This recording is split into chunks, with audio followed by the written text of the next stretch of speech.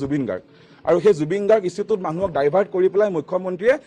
ইলেকশ্যনৰ দুদিন আগত শ্যাম কানুৰ সিদ্ধাৰ্থক হয়তো গুলিয়াই এনকাউণ্টাৰ কৰি দিব পাৰে 100 ফুটৰ এটা মূৰ্তি বনাই দিব ভাৰতৰত্ন প্ৰদান কৰি দিব ভাৰতৰত্ন দিলে 100 ফুটৰ মূৰ্তি দিলে আপোনাৰ এনকাউণ্টাৰ কৰি দিলে মানুহ হইব বাহ বাহ বাহ বাহ বাহ হিমন্ত দাই আমাৰ জুবিন দাক ন্যায় দিলে হিমন্ত বিশ্ব শৰ্মা জিন্দাবাদ জিন্দাবাদ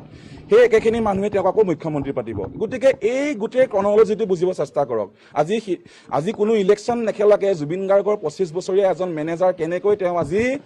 বৈদেশিক মন্ত্ৰী হ'ল এই বৈদেশিক মন্ত্ৰী হোৱাৰ যিটো নীতি কোনে ইভেন্ট পাতিব কোনে বৈদেশিক মন্ত্ৰী হৈ পেলাই কোনে ছিংগাপুৰলৈ নিব এই গোটেইবিলাক এটা নেক্সাছ এটা গেম আগৰ পৰাই বহু 3-4 বছৰ আগৰ পৰাই ৰচনা কৰি থকা হৈছিলে মাত্ৰ গৰিমা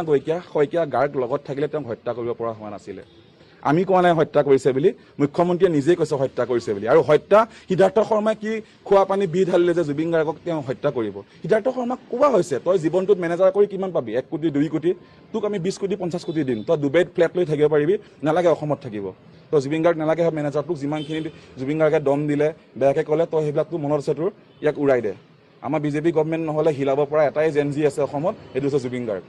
গতিকে আমি চৰকাৰৰ বিৰুদ্ধে গৈ পেলাই বা চৰকাৰ সলনি কৰাৰ কাৰণে কোনো কথা ক'বলৈ যোৱা নাই কিন্তু জুবিন গাৰ্গৰ নামত যদি ৰাজনীতি কৰা পলিটিক্স কৰা তোমালোকে তেনেহ'লে বন্ধু ক্ষমা কৰা নহ'ব আৰু জুবিন গাৰ্গে জীয়াই থাকোঁতে কৈ গৈছিলে মোৰ কোনো জাতি নাই মোৰ কোনো ধৰ্ম নাই মই মুক্ত মই